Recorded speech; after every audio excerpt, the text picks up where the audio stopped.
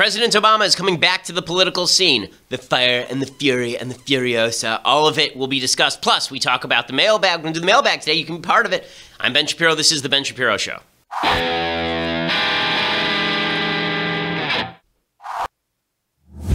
All right, so we can give you the latest on North Korea in just a moment, plus the Democrats basically taking sides with North Korea over Donald Trump if forced to make a decision, some Trump staffing issues, some Trump Russia stuff. Plus, we're going to do a fulsome mailbag today. But before we get to any of that, I first want to say thank you to our sponsors over at Birch Gold. So right now, things seem a little uncertain. Do you wake up in the morning wondering whether you will survive a nuclear attack? If so, you may want to consider what would happen to the markets if, in fact, the world situation grows more volatile rather than less. The stock market took a dump yesterday to the tune of about 200 points.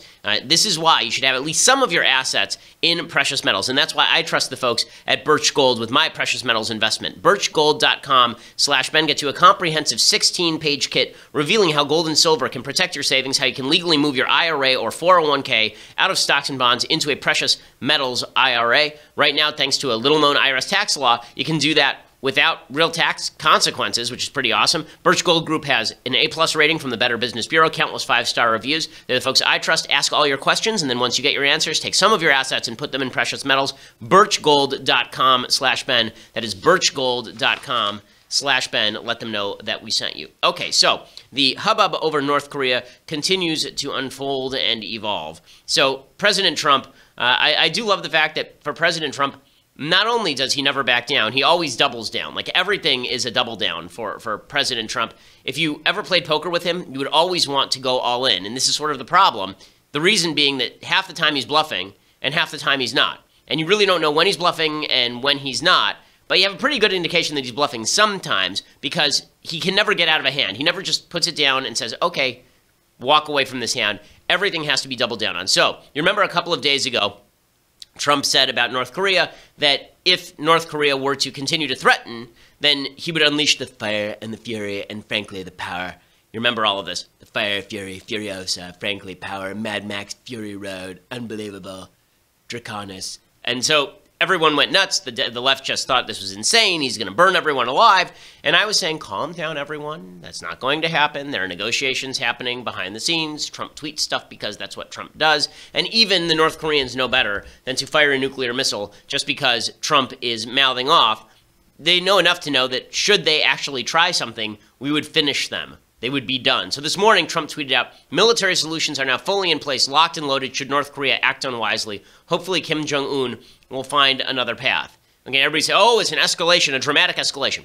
The rhetoric is escalating. The activity is not. So we are doing the same flyovers of North Korea that we've always been doing. We've been doing the same joint naval exercises with the Japanese and with the South Koreans, with the South Koreans that we've always been doing. Nothing has really changed along those scores. So the idea that Trump is dramatically escalating the situation, it's just not true. But his rhetoric is constantly escalating because Trump gets a high off of his own fumes when it comes to the level of his rhetoric. I mean, this is why he has people apparently bring him folders filled with pictures of him looking powerful. So yesterday he's asked about the fire and the fury and the furiosa and the phenomenal fury. And he was, and he says, not only was I right then, I'm going to double down. It's not even big enough. I think we have to go even bigger with the rhetoric.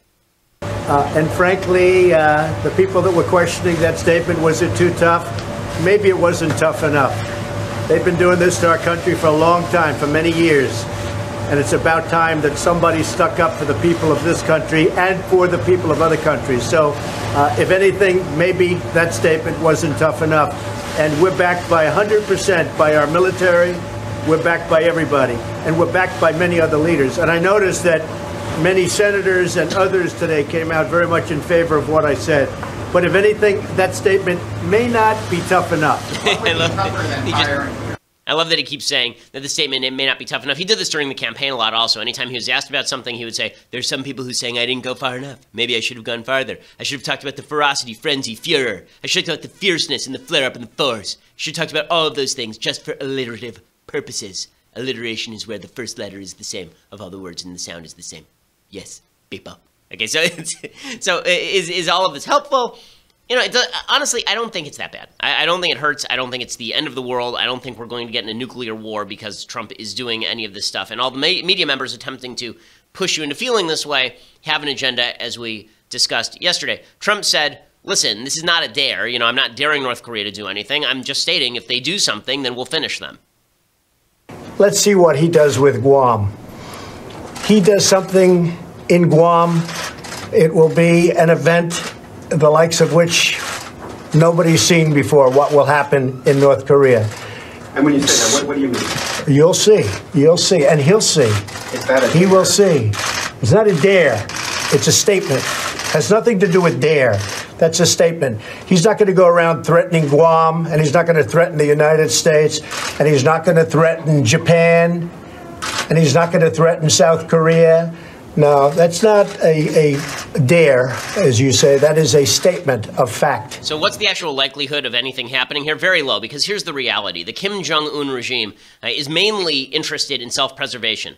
It's a stable regime because they don't care if they continue killing their own people and oppressing their own people for decades on end. They've been doing it now for 60-odd years, so nothing really changes there. All they care about is maintaining their own power, and that means the last thing they're going to do is launch a nuclear weapon at Guam or launch a nuclear weapon at the United States.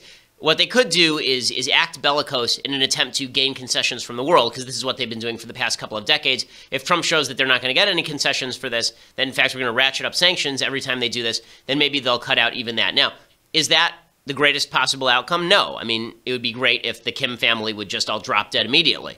You know, that would be the best possible outcome for the world. It would be the best possible outcome for the North Korean people who don't deserve this monstrosity that's been thrust upon them for the better part of half a century.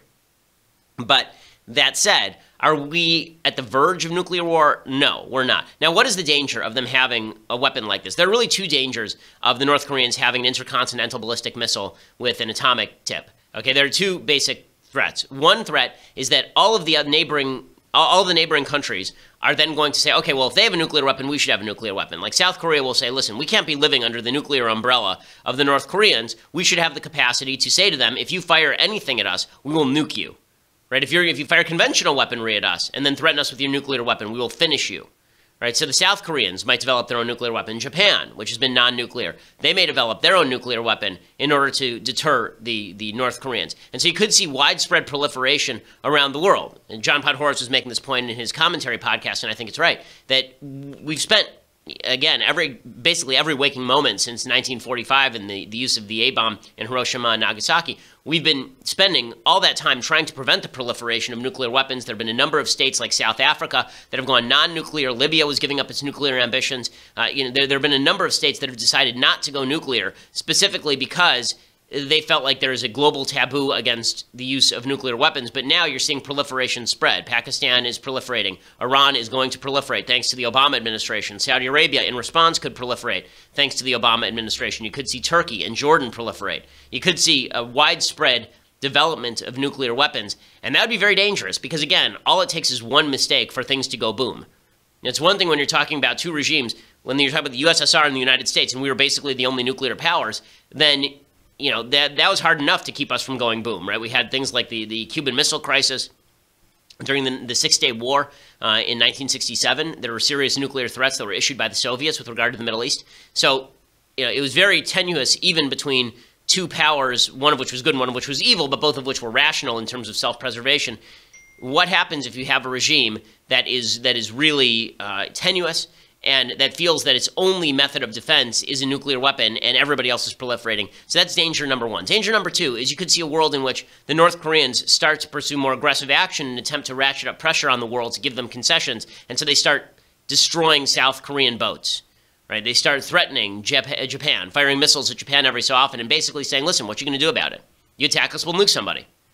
Using that as their deterrent, not in order to calm the waters, but in order to roil the waters. That's the danger in North Korea. But is the danger immediate nuclear war? No, I don't think the danger is immediate nuclear war. So everybody ought to, stop thinking that they're Linda Hamilton in Terminator 2, where they're grabbing a chain link fence as the blast wave hits them and rips their skin away from their body. I don't think that's what's about to happen here. But by the same token, the military option certainly should not be off the table because things are only going to get worse, not better, with North Korea. I think everybody who's assuming that this regime is just going to magically collapse. Again, the Soviet Union collapsed because Mikhail Gorbachev made a vast miscalculation with regard to modernization. He felt, okay, if we modernize, if we open our doors a little bit, if we do glasnost, the Soviet Union will survive. Instead, everyone who could opt out of the system opted out of the system. the Kim regime is not going to make the same mistake. They're going to keep this thing locked down as long as humanly possible. Kim Jong-un is a very young man, and that means that he is going to be around for quite a while, unfortunately, barring some sort of miracle that takes him out. You know, you hate to pray for God to kill people, but if God's going to take somebody, let him take Kim Jong-un. The guy is a piece of human debris, and the entire family needs to be deposed. But he's my age, right? He's 33 years old. In fact, he was born a week before I was. So it's, you know, he's a young guy. He could be around for another 50 years. So the idea that this is on the verge of collapse is just not true. And that's why it's such a dangerous situation. Now, because it's a dangerous situation, you would assume that the Democrats should, for just a second, put aside their animus for President Trump and start talking instead about supporting a basic American stance on this, which is that North Korea has to calm this stuff down or we're going to be forced into taking action. That North Korea, the negotiation should be taking place, that when Trump says things, he does have the credible threat of force behind him. And instead, Democrats have decided it's more important to shame President Trump. We'll talk about that in just a second. But first, I want to say thank you to our sponsors over at the USCCA. So this is an amazing story. A guy named Devin Hopkins woke during the night to a stranger banging on the side of his house trying to break into his basement. He was fearing for his life, so Devin got a gun, confronted the burglar, aimed low to shoot the man in the leg. Now, fast forward a year, he's now being charged with aggravated assault and careless use of a firearm. Apparently, he was sentenced in July 2016 for defending himself in his own home. The burglar has yet to be charged. The world is not fair. Just because you're defending yourself in your own home, just because you're defending yourself from home intruders, that doesn't mean that the police aren't going to come and arrest you and you might not be prosecuted. And that's why you need to work with the USCCA. The USCCA wants to protect hardworking Americans who are trying to defend themselves and their families. That's why they're there to educate, train, ensure responsibly armed citizens before, during, and after a self-defense incident. No one should go through the aftermath of a self-defense incident alone. And the USCCA is making sure you can defend yourself. They're giving a gun away every day to show appreciation and support for our Second Amendment rights. For information about their life-saving coverage, visit defendmyfamilynow.com today. That's defendmyfamilynow.com. Again, they'll make sure that you're educated for when to pull the trigger, how to pull the trigger. You can go to defendmyfamilynow.com right now and register for the possibility of winning a gun. They're giving away a gun every day. You can do all of that. Plus, if, God forbid, you have to use your gun in a self-defense scenario, then they will help you ensure that you are legally covered and you don't either go bankrupt or spend the rest of your life in court or jail. That's what the USCCA is there for. So go over and check out defendmyfamilynow.com. Okay, so naturally, Trump is saying all this stuff, and the media is trying to make it out that he's a crazy person who's going to get us into a nuclear war. Not happening. And the Democrats are trying to suggest that Trump is actually the bad guy. So a Democratic representative named Juan Castro, he is this Julian Castro or Juan? I know that Juan and Julian are twins. So this one is Joaquin, Joaquin Castro. So Julian and Joaquin are brothers. And Joaquin was arguing that North Korea is just getting more threatening because of Trump. Not because they threaten, and they've been threatening consistently for my entire lifetime, but because of Trump. I mean, this is working in bad faith for Democrats. It really is. Here's Castro. Well, the first thing is that I think some of these threats have been made because the president has also made his own threats. And so that's why I'm saying that we need to allow diplomacy a chance to work instead of going tit for tat with a 32-year-old dictator in North Korea. Okay, diplomacy is working. In fact, there are reports today that diplomacy is moving forward, that the Trump administration has had contacts for months with the North Koreans, and that we are moving toward some sort of diffusing of the situation.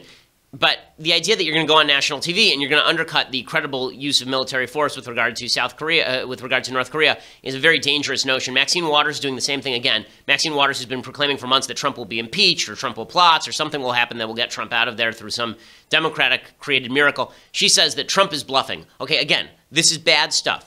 You never want to say that the President of the United States is bluffing. When Obama drew his red line in Syria, there were those of us who said, it's stupid to draw the red line if you're bluffing. But it was not a good thing if we were out there saying he's definitely bluffing. You don't want to show enemy regimes that you think the President of the United States is full of it, because it means that their credible threat for use of force is gone. How do you deter if people think that you're completely full of it? Here's Maxine Waters, however, whose top priority is not preventing North Korea from getting aggressive. Her top priority is instead trying to humiliate President Trump.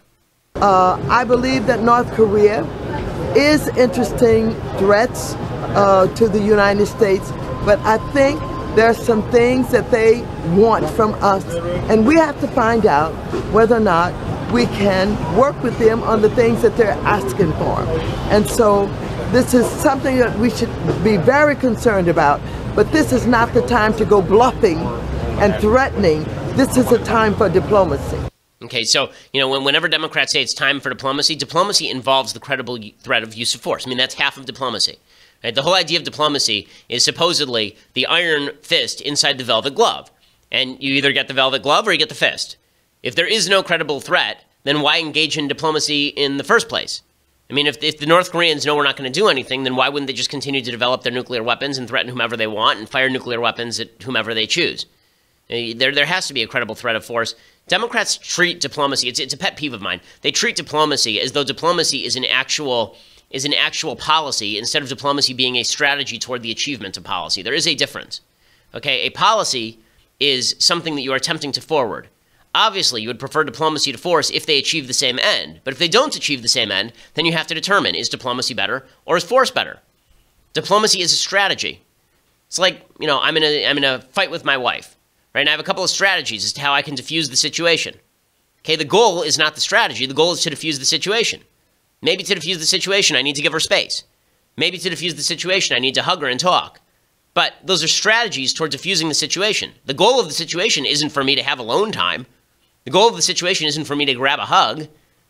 Maxine Waters and Democrats, they treat diplomacy as though the goal of the situation is to talk with North Korea. Who wants to spend their time talking with North Korea? The purpose of talking with North Korea is to achieve some sort of settlement where we're not on the verge of nuclear war every 5 seconds with a nutcase who lives there.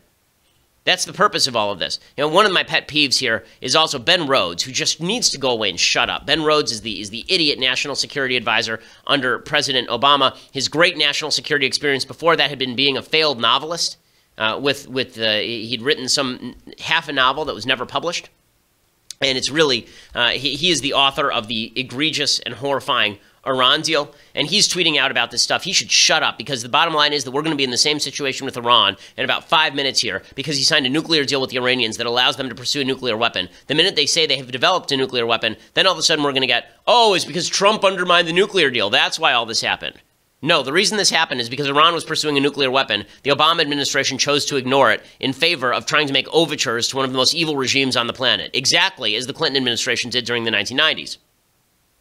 Ben Rhodes, he said, he's tweeting out now, Trump turn to national security was inevitable given domestic failures and constraints, but this week doesn't bode well for next 3 years.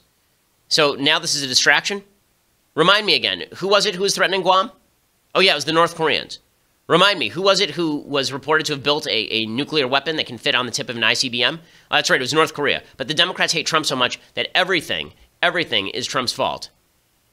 And then you've got Ben Rhodes tweeting about how we can't back out of the Iran deal, because if we back out of the Iran deal, then it's just terrible. He says this is a key point. Any chance of a deal with North Korea goes out the window if Trump cancels a nuclear deal that Iran is complying with. Then maybe you shouldn't have signed a bad nuclear deal with Iran, handing them the store, opening the grocery store. The Democrats keep signing bad deals, and then they're shocked when everybody takes advantage of the bad deals. That is far more of a problem than people trying to enforce deals and trying to ensure that places don't go nuclear and threaten others. It's really quite amazing. I mean, the delusion of the Democrats is insane. He says they're ripping on Trump because of this tweet about military solutions and locked and loaded. He says, are we coordinating with our allies? Listen, I am sure that our military is coordinating with our allies. Trump says stuff. Everybody knows Trump says stuff. So I'm highly doubtful that we're in the midst of a nuclear war here, but this is what Democrats want you to believe so that you're scared of President Trump. Okay, meanwhile, there's been some hubbub about Trump's staffing decisions with regard to national security, and this is indeed a problem. You want to present a united face when it comes to your national security team. Trump's governing by chaos is not useful when it comes to national security. So you've got open battles now between Steve Bannon, Trump's chief strategist, and H.R. McMaster, Trump's national security advisor. McMaster has ousted a bunch of Bannon loyalists inside the administration, some of whom should have been ousted, some of whom probably should not have been ousted. McMaster is an expert on counterinsurgency. His perspective on Afghanistan is apparently one of the things at issue with Steve Bannon. Bannon just wants to get out of Afghanistan. McMaster is saying, guys, al-Qaeda is still there. If we get out of there, there will be another terrorist attack. We ought to be staffing up, not staffing down in Afghanistan. Bannon is arguing the reverse. That fight is causing Bannon to feel marginalized and lash out at McMaster. There are some ancillary issues regarding McMaster. McMaster is not particularly pro-Israel, which I think is a problem, obviously. But Trump is the president, and if he can check McMaster on Israel and then listen to his advice on Afghanistan, that seems to me probably a better strategy. Trump has been forced to come out yesterday, for example, and say that he has confidence in his own national security advisor. This does not provide the sort of face to the world that you want. What you want when it comes to foreign policy is a united front where people know that whatever you say is credible, that there are not arguments among your members of your administration publicly. You don't want members of your administration arguing with each other. That creates confusion, and it leads America's enemies to sit around thinking, okay, what do they really think? What do they really want? So here is Trump being forced to testify to the greatness of McMaster. Do you have full confidence in your national security advisor? Yes, I do. General McMaster? Yeah. Absolutely. He's our friend. He's my friend, and he's a very talented man. I like him, and I respect him. Okay, so he's sticking with McMaster for now. The right is very upset with McMaster because of all the purges of a lot of the Bannon people and the feeling that McMaster is more of a traditional defense guy who's willing to work with Obama holdovers.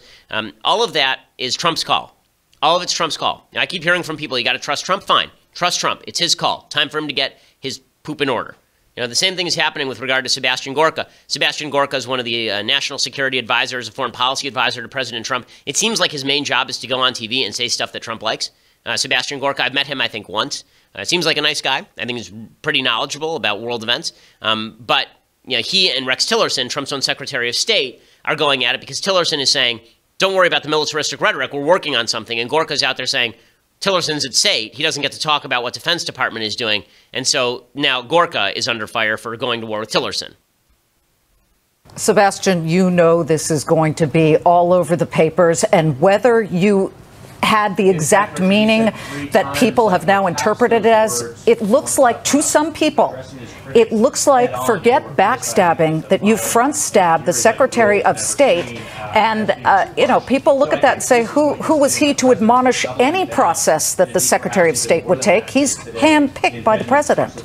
I was admonishing the journalists of the fake news industrial complex who are forcing our chief diplomat into a position where they are demanding he makes the military case for action when that is not the mandate of the Secretary of State. That's why we have a Department of Defense. If a journalist doesn't know the difference between we see. So Gorka tries to turn on the media, but again, Trump needs to get his team under control. You would hope that John Kelly would help him with this, but obviously Kelly is not able to get everything under control as of yet, and that is not a good thing. Okay, so before we get to things I like and things I hate, and then I want to spend some ample time on the mailbag, first, I want to say thank you to our sponsors over at Policy Genius. So right now, if you don't have a life insurance policy, you're making a very large mistake. You should have a life insurance policy no matter how young you are, no matter how old. The bottom line is you don't want to die and leave your family in the lurch. PolicyGenius.com is the place you can go to learn about life insurance, compare quotes from America's top providers, and save up to 40% on your policy. They've placed over $5 billion in life insurance. In fact, most Americans think life insurance costs 2 to 3 times more than it actually does. You can save a lot of money by going to PolicyGenius.com, and they have a licensed team of experts willing to talk you through it. No call waiting. You don't have to worry about going through some sort of computerized system. You get actual customer service. If you've been putting all of this off, you need to go to PolicyGenius.com today. Make sure that you're getting the best life insurance deal that you possibly can. PolicyGenius.com today. Again, you can save up to 40% just by comparing policies. Shopping around is the way to get life insurance anyway, and Policy Genius does all the legwork for you. The quotes are free, no sales pressure, no hassle. PolicyGenius.com. Go check it out. Make sure that your family is covered in case something bad should happen to you. It gives you a certain level of peace of mind that is certainly very worthwhile. Okay, so before we get to things I like and things I hate and then the mailbag, first we have to say goodbye to you over on Facebook and on the visuals of YouTube. So if you do not know and you just listen to us online, we are in a visual show, not just an audio show. If you want to watch us, if you want to watch this show unfold in real time, watch the magic happen, enjoy it. If you want to be part of the mailbag, we have a mailbag, and you can be part of the live mailbag right now today. If you go over and subscribe at dailywire.com for just $9.99 a month, you get the subscription to not only this show, but Andrew Klavan's show, See that live. The Michael Knowles Show, which is surging up the iTunes charts for some godforsaken reason. You can check that out as well. It's actually quite good. You can give that a listen and a watch, and you can be part of Michael's mailbag. He also bears, when he wears glasses, striking resemblance to Rachel Maddow. Really, really incredible. But you can check that out as well for $9.99 a month. And you can also get the annual subscription for $99 a year. For that, you not only get all of the above-mentioned things, but you also get this. The most magnificent of tumblers. This leftist tears, hot or cold. I drink out of it every day. My lips, I only allow my lips to touch the finest things. And this right here, like my wife, and this right here is one of the finest things in life. This leftist tears, hot or cold tumbler. It is just incredible. It is magnificent. You will enjoy, every time you hold it, you'll feel the power surge through you. It's like the power of the ring, except not evil. You can check it out, Leftist Tears Hot or Cold Tumbler, for a $99 annual fee and become part of our team and join the mailbag so you can ask me questions right now and make your life complete. So make sure you subscribe. Also, we are, for the entire week we have been, #1 news and politics podcast in the country. We are #2 to Oprah. Folks, a little disappointed. Not in you, but I think iTunes is screwing with us, to be honest with you. I mean, you look at Oprah's ratings, and she's at like 2.5 stars, and we're at 5 stars with 8,000 reviews at this point. But we are #2 to Oprah. Oprah must be defeated.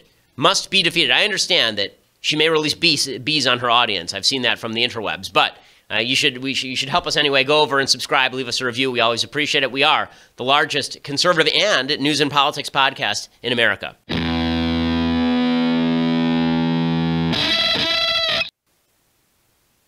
Okay, so time for some things I like and things I hate, because I would like to leave ample time for the mailbag today. So we'll go right to things I like. So today's thing is I like another book on North Korea. I think people should be educated about this state. The book is called The Impossible State by Victor Cha.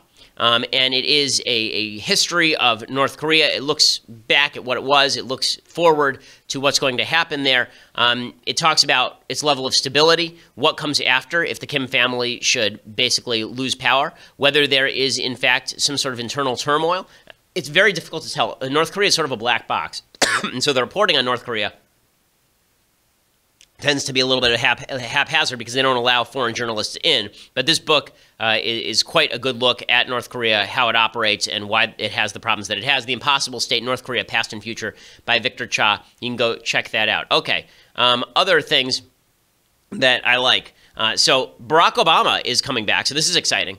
He's going to campaign for the Democrats. I could not be more excited about this. Democrats are so screwed that they are trying to bring back the ghost of Christmas past. They're bringing back the president who lost them 1,000 seats in state houses across the country, 12 governorships, 10 Senate seats, 63 House seats. That's the guy that they are trying to restore to the leadership of the Democratic Party, the guy who created a coalition so fragile that even Hillary Clinton couldn't mobilize it in her own favor to defeat a reality TV game show host. And Obama is back. Apparently, he's going to help them fundraise. Ha, ha, ha. The Democrats have raised apparently half the funding that Republicans have since the election cycle, which is amazing. And he is apparently also going to help the politicians out by speaking. That is not going to work for them. So congratulations to Democrats. You have hit on, yet again, one of the world's worst strategies. So that is just excellent. Other news that I like. It's not really news that I like, but I do like when reality takes hand. So here is the piece of news by Amanda Prestigiacomo. She is one of our favorite writers over at Daily Wire. A woman who enlisted to become the first ever female Navy SEAL quit after 1 week of training. 1 week of training.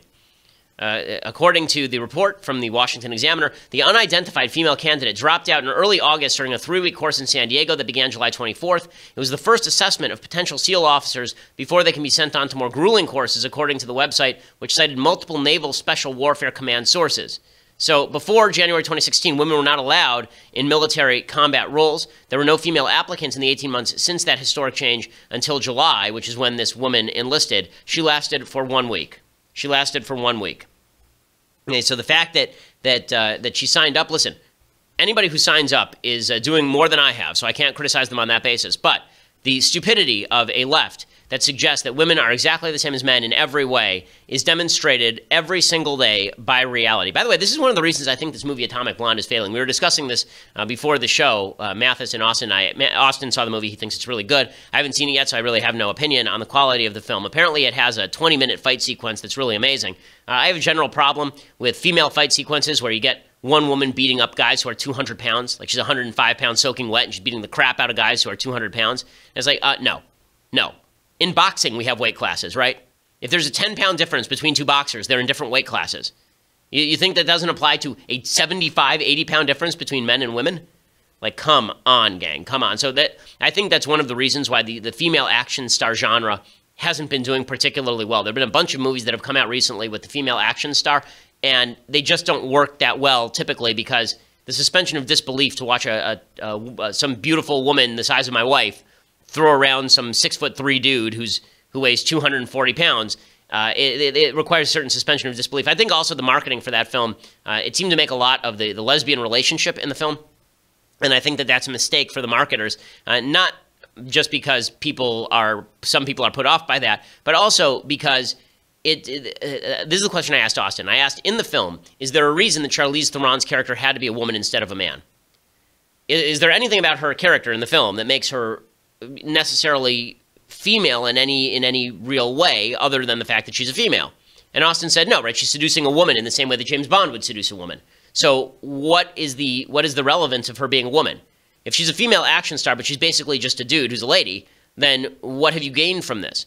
Like the best written female action stars, think of Terminator 2. Linda Hamilton's character is really well written because her entire motivating feature is trying to care for her child, trying to make sure that John is safe, right? That's the entire motivation of her character. If you think of other great action movies where a woman is put in a position of peril, often she's given a motivation that is more typically feminine than, basically she could be James Bond. And I think that's a good thing. I think that there's something that doesn't ring authentic about women who just could be men on screen or men who could just be women on screen. The men and women are different, and we pick up on that, and films lack authenticity when they don't play into that, I think. So that's not sexism. That's just the reality of men and women being different, which I understand is something we're not allowed to talk about anymore. I get all of that. Okay, so other things. Okay, so let's do some things that I hate.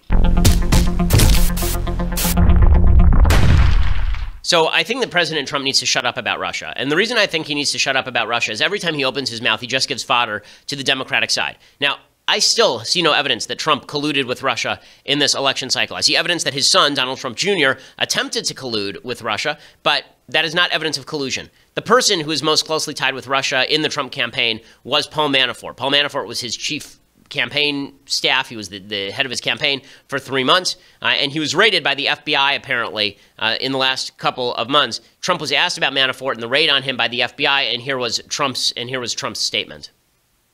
To do that early in the morning, whether or not it was appropriate, you'd have to ask them. I've always found Paul Manafort to be a very decent man, and he's like a lot of other people, probably makes consultant fees from all over the place. Who knows? I don't know.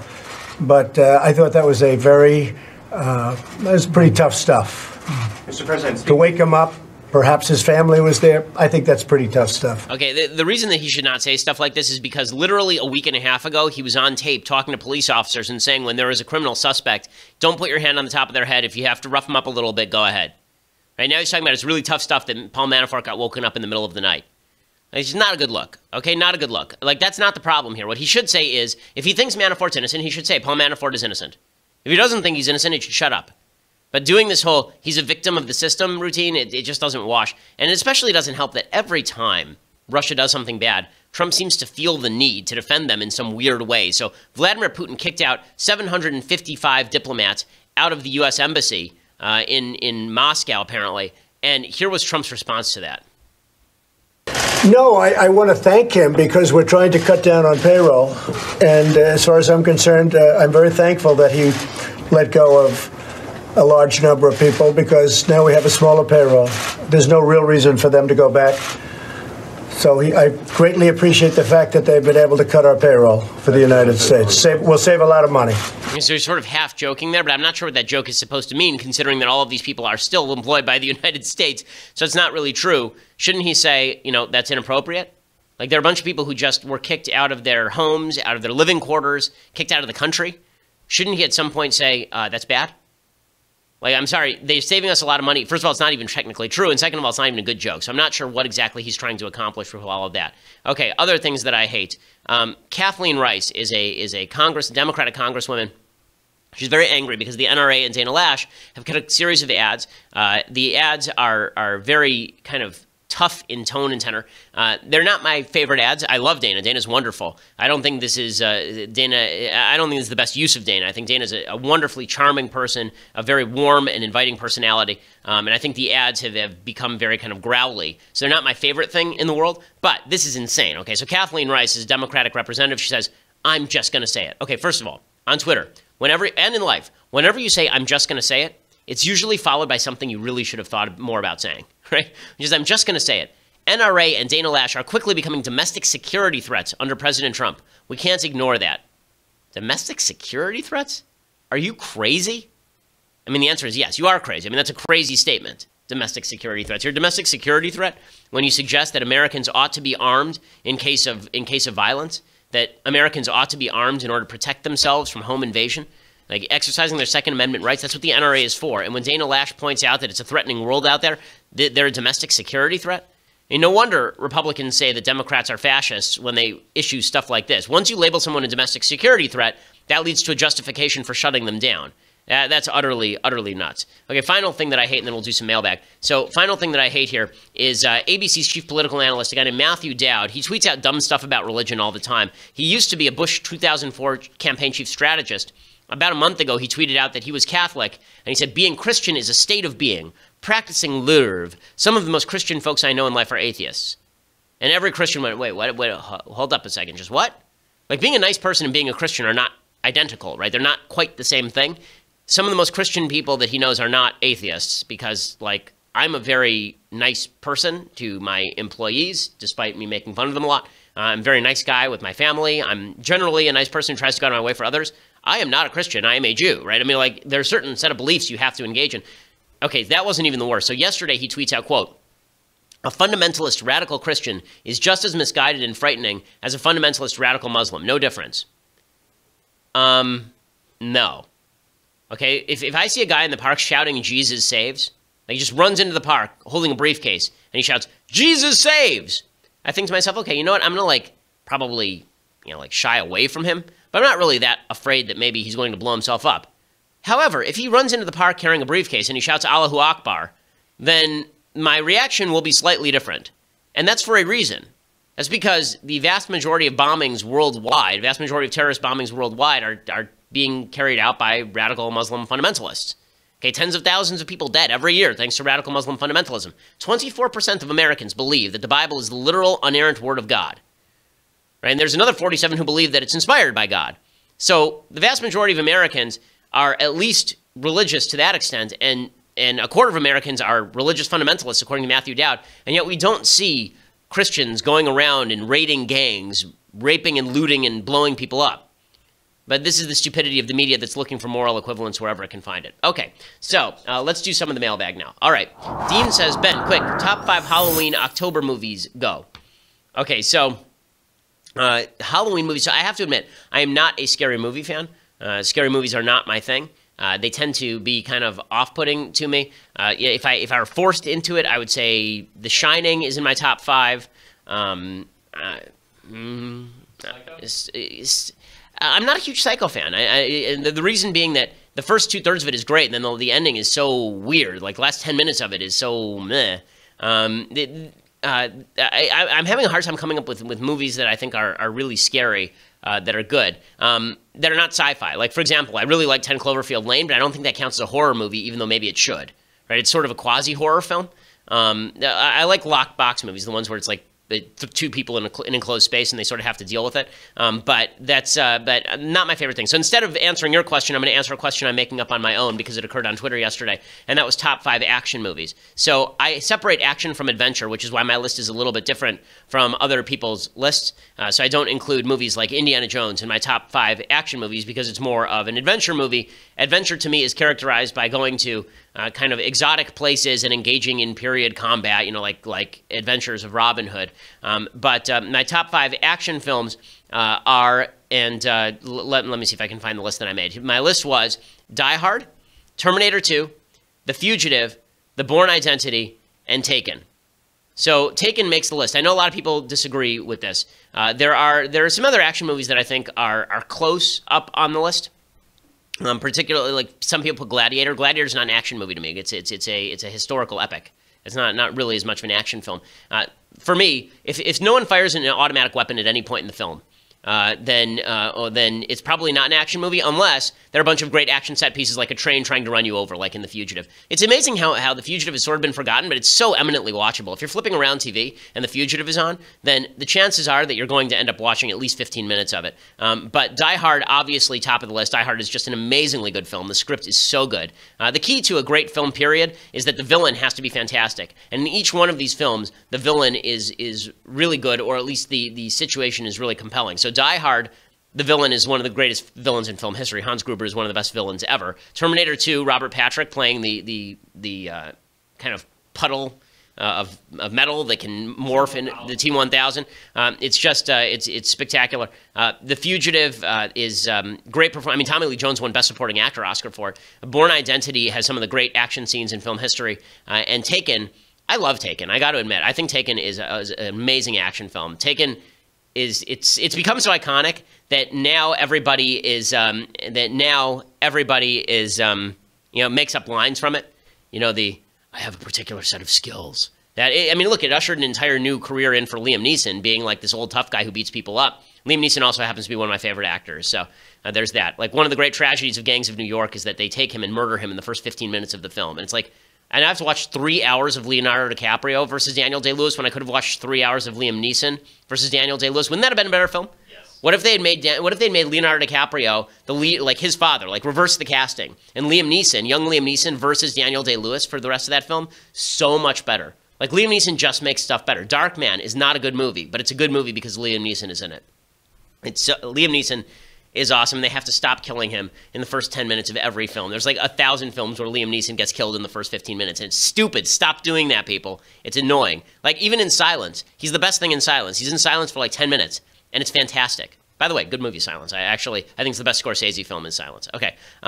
Eric says, hey, Ben, how much can you bench? So, I know that sounds geeky. I am more of a CrossFit guy than a bench press guy because I'm not looking to gain bulk. I'm long and lean. I'm just a massive coiled tension and muscle. The last time I tried to do any sort of benching, I think I topped out around like 215.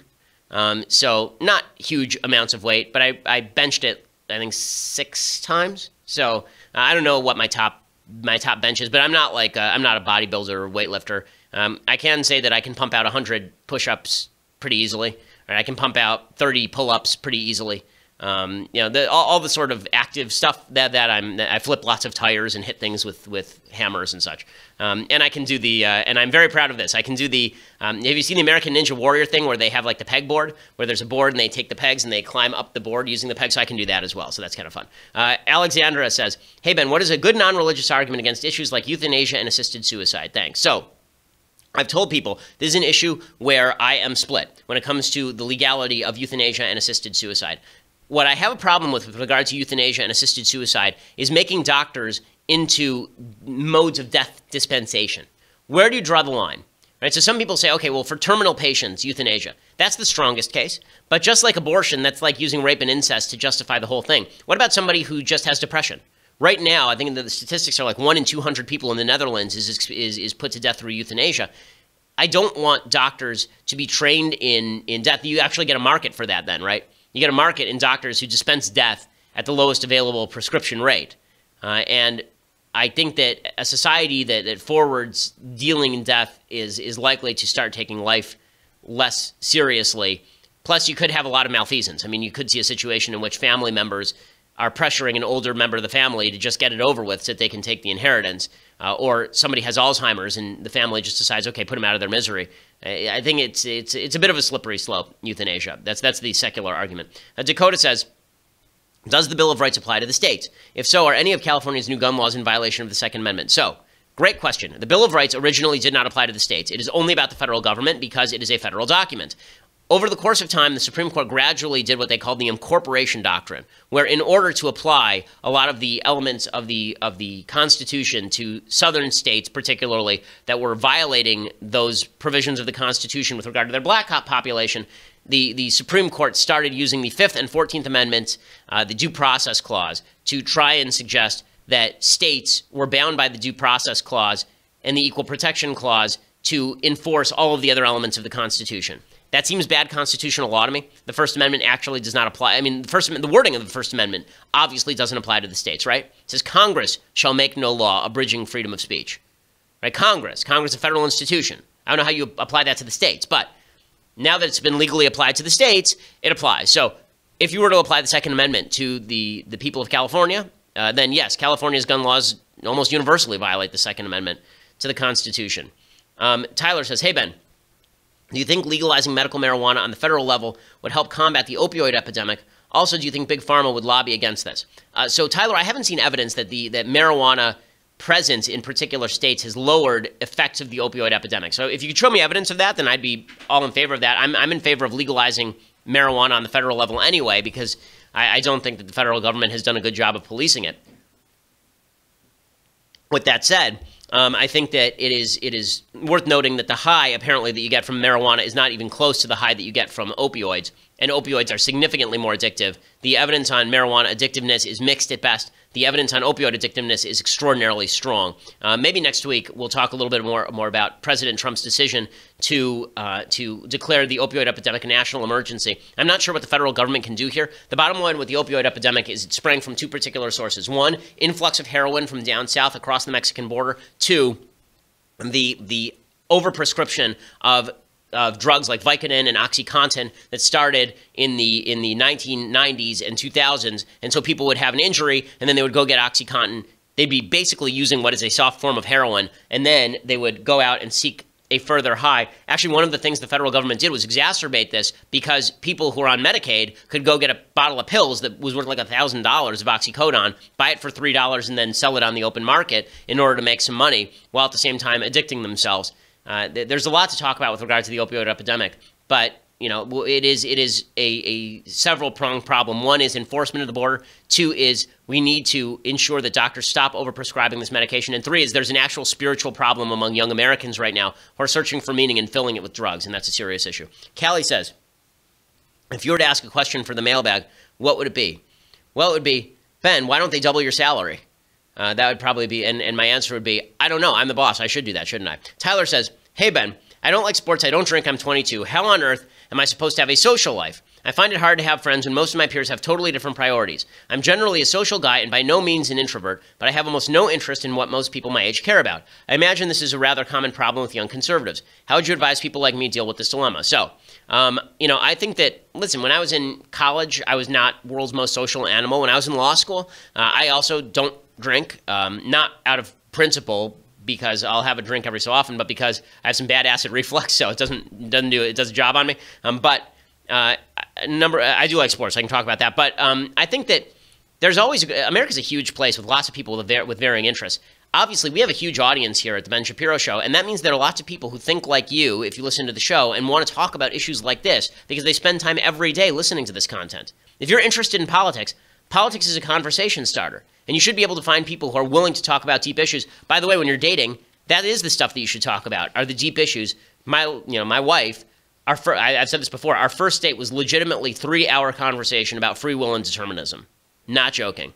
We've been married now for almost 10 years. We have 2 beautiful children, and we are an extraordinarily happy couple. Jackson says, hey, Ben, does the Jewish faith teach that some sins are worse than others? Also, does it teach that there are unforgivable sins? So, Judaism says that some sins are more serious than others. Obviously, there's a different level of punishment for different levels of sins. Murder is a more serious crime than eating not kosher, for example. And I think any religion that suggests that all sins are equally as egregious is not a religion worth listening to, because obviously that's not true.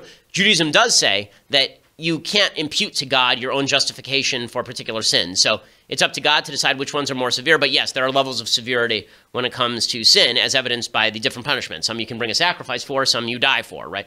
As far as unforgivable sins, so I believe that they say the unforgivable sins in Judaism, and forgive me if I get this wrong, I'm sure other Orthodox Jews will write me if I do, but the unforgivable sins, in the sense that you must pay for them, are adultery, idolatry, and murder, I believe, are the 3 biggies. So if you do those 3, any of those 3, then those are essentially unforgivable. Jackson says, what's your beef with Michael Knowles? I don't have a beef with Michael Knowles. My beef with Michael Knowles is, where is the beef? I mean, that's my beef with Michael Knowles. He wrote an empty book and sold 120,000 copies of it. That's my beef with Michael Knowles. I mean, come on. Come on! Okay, Chris says, I did not wait for marriage. I'm not proud of this. I'm at the point in my life where I want to get married. what is the best way to address my past with my girlfriend, possible fiance? Well, first of all, I mean, I think that you should just say that. I think that you should say exactly what you say here. You didn't wait for marriage. You wish that you had. You want to bring up your children so that they do that. And I think repentance is a wonderful thing. I think that you realizing that you made a mistake and that you wish you hadn't, that's okay. You know, we all make mistakes in life. You know, being honest about your past and suggesting that you've gotten beyond it is the best way for your potential spouse to know that you're capable of that sort of thing, which is really important.